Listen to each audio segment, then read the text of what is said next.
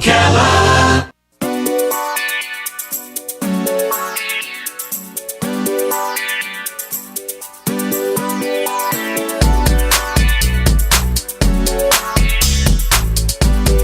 All right, 5 minutes after 11 o'clock. In the city of Buffalo, upstate New York, there's a park not too far from Lake Erie. And in that park, there is a probably mostly overlooked memorial. The name of the memorial is the Forgotten War. And that memorial recognizes those who served in what we call the Korean War. Yeah. And it always interested me that it was considered the Forgotten War. And how forgotten is it? Well, it's only as forgotten as we neglect to remind ourselves of the men who served us in that war. And one of those men is on the phone right now. He's written a book called Hilltop Doc. He is Leonard Adreon. He has a 5-star review on Amazon for his book, and he's got some really great things people are writing about the book, including this one. If you don't mind, one of his readers and reviewers said Hilltop Doc is an honest, vulnerable, and noble account of what it's really like to be in a war. And let me tell you a little bit about Leonard before we introduce him. He served as a Marine in the Korean War, spent 36 years as the executive vice president of the Sightman organization. He met President Ronald Reagan and worked with his chairman of the Council of Economic Advisors. He took a leadership role in several major charities devoted to the welfare of children, volunteers as a facilitator of writing classes at the Lifelong Learning Institute of Washington University in St. Louis, Missouri.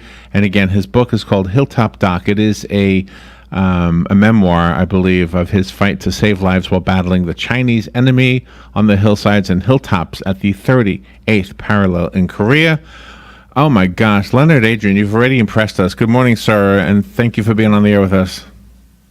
Good morning to you. Thank you. Where are you? Where are you calling from? I'm calling from St. Louis in Missouri. You know, once you started serving, you never stopped serving, it sounds like to me. I think you could say that that's sort of been the pattern of my life, and I'm very proud of that. And I truly think that even the book is serving because it opens our eyes to what you have experienced, and maybe in a way to prepare us for what life can throw our way, if not prevent some things. You know, I think part of that is in the book as well. Yes, I think I did try to cover that in the book. Was it hard? Was it hard to write this? It was hard. I did not want to write it. I resisted writing it. In fact, I didn't talk about the Korean War for more than 60 years after I got back from Korea in 1952. And it's a sort of circumstance that I was prevailed upon by the people at Washington University to write a book because they wanted me to tell in realistic terms what war is really like. And they felt that the young people of today were getting a picture of war as being somewhat glamorous, somewhat heroic, and that was not my perception of what war is like. And so I finally decided to write it, but really the reason I wrote it was because there were 38,000 men and women serving in that war who died, and 103,000 who were wounded, and another 8,000 are still listed as missing in action, and I wanted to honor them. Yeah, and I think you did. And as much as we love the TV show and the movie MASH, I'm wondering what your thoughts are on how we perceive the Korean War based on that movie and TV show. Well, you know, I watched 2 episodes of MASH, and I couldn't watch any more. And the reason I couldn't is because it depicted an Army field hospital. Now, I have no experience with an Army field hospital because I was with the Marines and we had our own field hospital, which we called Easy Med. But my experience at that field hospital was entirely different than the atmosphere and the enjoyment factors that MASH incorporated. Yeah. It was very dull. It was very difficult, very sad. It was pretty horrible, and I couldn't get into the more frivolous parts of what MASH was trying to do. Did you, clarify for us were you a medic? Were you a doctor? I was not a doctor. I was a third-class petty officer, a corpsman. Uh-huh. A corpsman is a medic. The Marine Corps corpsmen are medics. A little different than the Army. Did the soldiers who came in needing your attention, were they always the good guys, or did the enemies make their way into the hospital as well? We treated in a battlefield situation. Of course, our first priority was to treat the Marines who are wounded. But when we were able to catch up with the wounded Marines, and the Chinese had left wounded behind, we treated the Chinese as well. And we then called for stretcher bearers who took the Chinese down the hill to the forward aid tent, which is at the bottom of the hill. They were then treated further and then sent on to prisoner of war camps. So we treated both the Chinese and the Americans. Well, is there any way for you to explain to us what you felt the day after you were relieved, when you could leave? What was that moment like when it was finally in your past? I think that it was a mixture of things. I was kind of sad to leave my company. I was sad to leave my friends, and they were still there, and they were going to have to go back up to the 38th and back into the hills, and they were going to get mortared and shot at, and shells would be flying again, and some of them would never come back. Mm-hmm. And so I felt a little bit like it's bad that I'm not going to be there to help. On the other hand, of course, I was glad to walk away from foxholes and barricades and mortars and burp guns and all the things that the Chinese were throwing at us. So I was glad that I escaped safely, as many did not, and so it was a mixture of feelings. When you returned back to the United States, was it hard for you to assimilate back into civilian life? You know, I don't think it was really hard, and partly because when I met with my patrol members and we had a discussion about the future, we all decided that the future was what we're going to focus on, and we're not going to look back and relive what happened in Korea. Now, that's easy to say and not so easy to do, but I was very diligent about doing that. No reunions, no military organizations, no American Legion, no Veterans of Foreign Wars, none of those worthwhile things. I wanted to focus on the future, and because I did that and was pretty disciplined, I don't think I had the trauma that a lot of people do. Oh my gosh, I've never heard that verbalized like that before. That's very insightful. Do you have children? I do. I have 3 daughters and 6 grandchildren. Are they surprised to read the things in the book that are in the book? They were totally amazed. I read some of the chapters to one of my daughters, and she said, "Dad, I never thought anything like this ever happened to you." And I have a whole new look at you than I ever imagined. And I think that probably is true of my other daughters as well. It was a revelation to them because we didn't talk about it. And they grew up and they got married and they moved on. You know, they had a life. And only when the book came out and did they find out what happened in Korea in 1951 and 1952. So the book just covers those 2 years? Yes. No, it doesn't just cover those 2 years. It focuses on the Korean experience, but it really covers my military experience. I was drafted out of the high school when I was 17 years old and drafted into the Navy. It talks about my training at Farragut in Idaho because I was put into the medical corps of the Navy. I was a corpsman. And it talks about my subsequent duties during World War II. Nothing of great consequence, but I thought I had to have the background as to how it happened that I ended up in Korea in the 38th parallel in 1951. Leonard Adreon is our guest. His book is called Hilltop Doc, a Marine Corpsman fighting through the mud and blood of the Korean War. It is a memoir of his fight to save lives while battling the Chinese enemy on the hillsides, in hilltops at the 38th parallel in Korea. We are up against the break. Let's take that break. We'll be right back and speak to Leonard Adreon some more. And if you're looking up his book, it is on Amazon. We'll get other websites on the other side of the break. Hilltop Doc is what you want to look for. Leonard Adreon, we will be right back with you in just a second. In 2 minutes, I should say. We'll be right back. The weather is brought to you by myfwc.com. Safe boating is no accident. On this Tuesday, some sunshine. Look for an afternoon thunderstorm, high 89 to 93. Tuesday night will begin with a shower or thunderstorm, mainly inland, and partly cloudy overnight. Low 73 inland, 79 on the coast. For Wednesday, times of sun and clouds with an afternoon thunderstorm, but dry at the coast, the high 88 to 92. Thursday, clouds and sun with a thunderstorm around in the afternoon, high 89 to 93.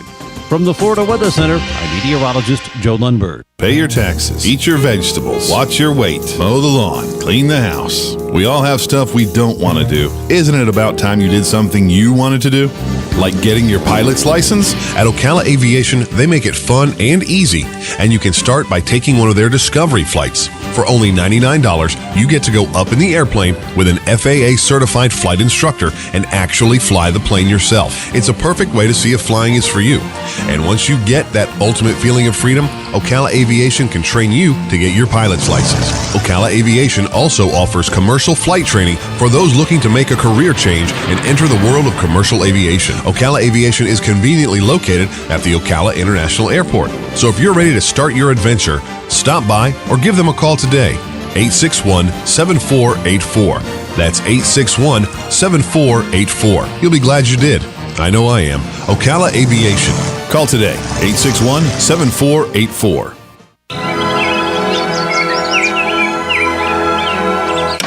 Did you call Mike Scott Plumbing about the irrigation? No, but did you know a crocodile can't stick its tongue out? Or that Humpty Dumpty rhyme never actually says he's an egg? Or that Chuck Norris counted to infinity twice? Where the hell do you come up with these facts? And what's that have to do with the lawn? Nothing really, just hoping you'd forget what you told me to do. Well, here's a fact. Just like an elephant, I never forget. And here's another fun fact for you. If my plants die because you didn't call Mike Scott Plumbing to come over and install an irrigation system, you're going to be the one out there all night with a hose. Well, as a matter of fact, I think I'll call Mike Scott Plumbing right now. Now that's a fact. 237-2888. Yes, 237-2888. Because if... I know. If water runs through it, they do it.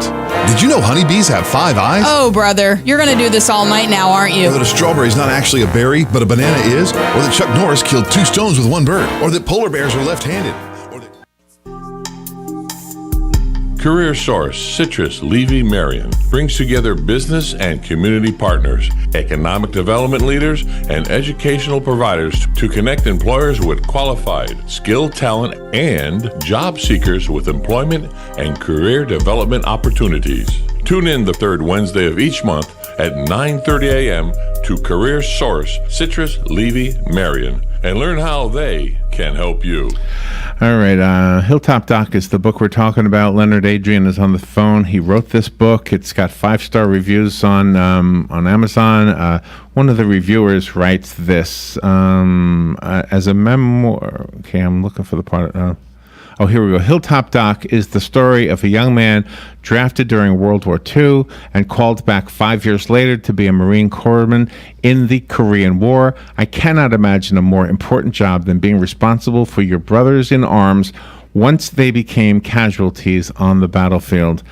Wow. You know, Robin and I mentioned during the break, Leonard, thank you for waiting, by the way. We didn't realize you had been drafted in World War II. That part was not included in our notes. Yes, I was drafted right out of high school. I was 17 years old. Wow. So you thought it was behind you, and then here comes another one. Well, I made a mistake. You might say it was a mistake because when I was discharged at the end of World War II in 1945, they asked me if I wanted to join the reserve. And they told me that I could go to meetings and be paid about $8 every time I went to a meeting. And I'm a Depression kid. And my father, who was out of work most of the time between 1930 and 1941, told me never, ever pass up an opportunity to make a buck. Yeah. And so I listened to my father's words, and I signed up in the reserve. And I didn't know what my future was going to be. I just know that I wasn't going to go to college because my father told me no money, no college. And I didn't know about the GI Bill, which then enabled me to go to college. And so when I got back home, I went to Washington University. I got a degree after 4 years, and I graduated June of 1950. And lo and behold, the letter came saying, "Welcome back." Oh my gosh! All right, can you give us a free sample? Can you tell us one of the stories in the book? Oh, sure. I can tell you a lot of the stories in the book. Have you read the book? No, sir. I haven't seen the book. We didn't get it. We got notes on the book, and I've been reading about the book on the internet. Yeah, the book should be en route, but it has not yet arrived. Okay. Well, I tell a lot of stories in the book about what happened. Maybe one of the worst stories, and I'll just brief it down for you, was we're taking a hill. When you take a hill, we assemble at the bottom of the hill. The Chinese are at the top, and we have to fight through the hillside. And we're talking about like short mountains, and the Chinese are throwing mortars at us, and they're throwing artillery shells at us, and they're shooting their burp guns, which are rapid-fire machine guns, and we have to get to the top of the hill, and below the top of the hill are embankments where the Chinese machine gunners are to protect the hilltop. And in order to get up to the hilltop, we've got to get those machine gunners out of there. And when we got close enough, and I was good with a grenade because I had a better arm than many of the Marines because I used to be a pitcher when I was a kid. And so I could throw further and I could throw a little more accurately. So I didn't just treat the wounded. I felt it was my duty to help the Marines accomplish their mission. So I shot my weapon, which was a carbine. I shot and I threw the grenades at these embankments. But the thing that really was sort of awful to see was when we finally got to the embankment close enough for the fire, for the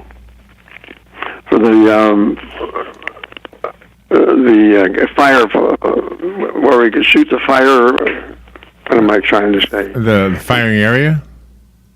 We had flamethrowers. Okay. Oh, okay. And so the flamethrower would get close enough, and they would shoot into the embankment. Oh my! And I saw a Chinese machine gunner running out on fire, his face blackened, and I saw him fall to the ground, and his body was gyrating, and it was moving all in different directions, and suddenly the movement stopped. And I saw this over and over and over again on hill after. Oh my gosh! And every time it happened, I sort of felt better when his movement stopped, because I knew that for him the war was over. But I also knew that somewhere in China there's a mother, a father, a brother, a sister, a wife, others that'll never know what happened to that poor guy. Oh my gosh, yes. It was a pretty horrible thing to see, and it's just the way the war was. Wow. You knew you were kind of like a natural-born storyteller. That was very, very visual, the way you were telling it. This is probably an aside kind of a question, but have you always known that you've got this ability to write like this? No, I did. Well, I thought I had the ability to write because I wrote, or I was the president of an international building owners and managers association, and I wrote a lot of magazine articles about our industry, and I had to prepare statements to read to the congressional committees and senatorial committees that I appeared before when I was active as president of this association. So I was able to put words together, but I never wrote anything that was enjoyable to write. And I'm not saying this is enjoyable to write, but I'm saying that I've never wrote anything for any purpose other than a business purpose. Right. And so I went to Washington News program, and that started me doing that. What are your feelings about the way Korea is now with Kim Jong-un, with all of his threats? I find it very disturbing, distressing, frankly, disgusting. And I have a great reservation that we'll be sucked into another ground war in Korea, and I don't think we should allow that to happen. I think the President of the United States should make it clear to President Moon of Korea that the United States is not going to fight another Korean war to save South Korea again. I think what we should do is tell President Moon that he must mobilize his forces. He must increase the size of his army. We will give him what he needs in terms of missiles and airplanes and armaments, and we will help train his people. But he has got to make South Korea self-sustaining against an attack from the north.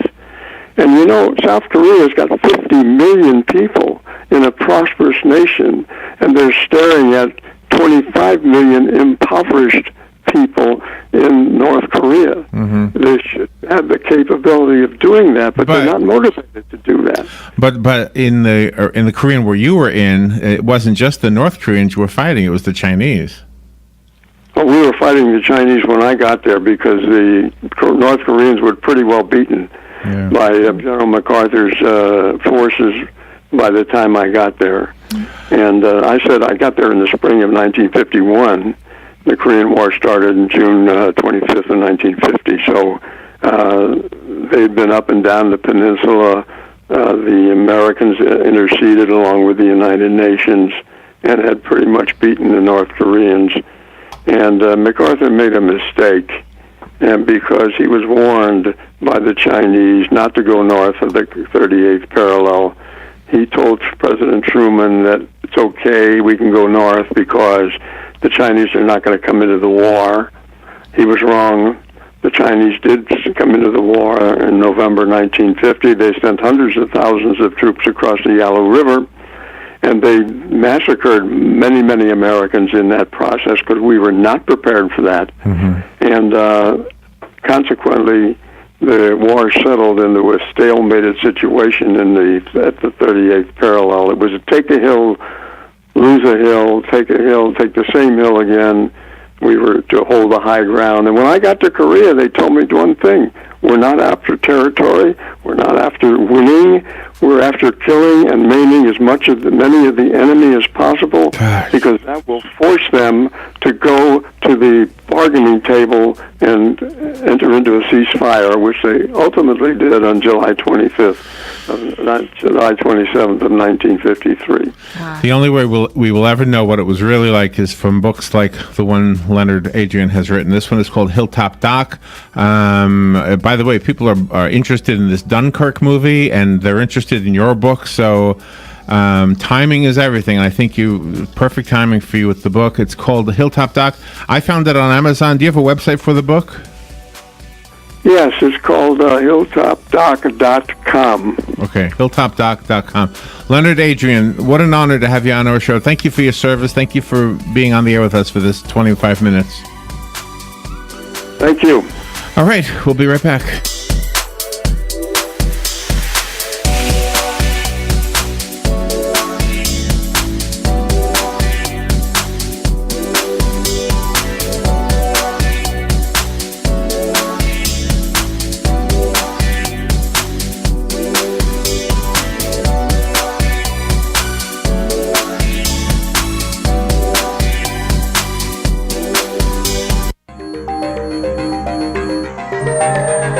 CBS News Radio, I'm Lillian Wu. I basically told the Security Council, we've talked enough. It's time to get this done. UN Ambassador Nikki Haley on the new sanctions against North Korea for its missile program. On another front, Secretary of State Rex Tillerson is trying to press allies and adversaries to cut off North Korea from the world economy.